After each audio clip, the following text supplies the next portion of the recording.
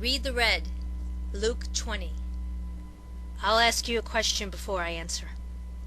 Was John sent by God, or was he merely acting under his own authority? Then I won't answer your question either. A man planted a vineyard and rented it out to some farmers and went away to a distant land to live for several years. When harvest time came, he sent one of his men to the farm to collect his share of the crops, but the tenants beat him up and sent him back empty-handed. Then he sent another, but the same thing happened. He was beaten up and insulted and sent away without collecting. A third man was sent, and the same thing happened. He too was wounded and chased away.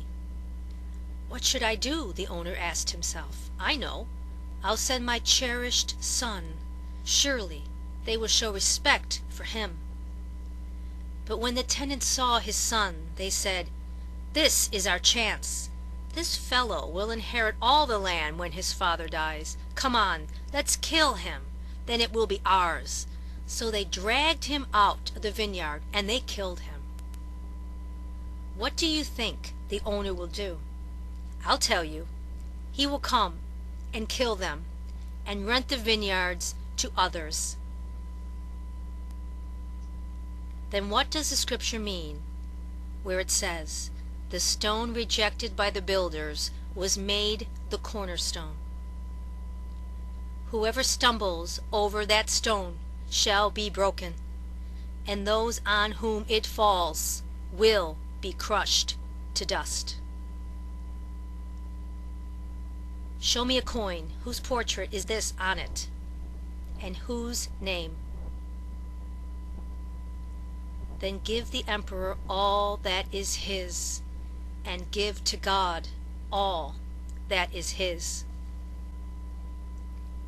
Marriage is for people here on earth, but when those who are counted worthy of being raised from the dead get to heaven, they do not marry, and they never die again. In these respects they are like the angels and are sons of God, for they are raised up in a new life from the dead. But as to your real question, whether or not there is a resurrection, why, even the writings of Moses himself prove this. For when he described how God appeared to him in the burning bush, he speaks of God as the God of Abraham, the God of Isaac, and the God of Jacob.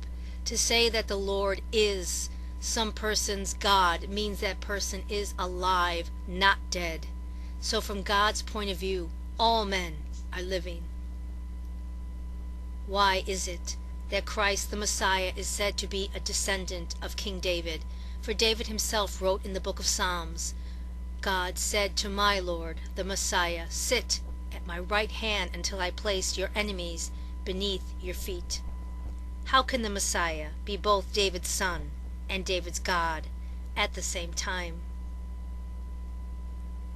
Beware of these experts in religion, for they love to parade in dignified robes and to be bowed to by the people as they walk along the street, and how they love the seat of honor in the synagogue and at religious festivals. But even while they are praying long prayers with great outward piety, they are planning schemes to cheat widows out of their property. Therefore God's heaviest sentence awaits these men.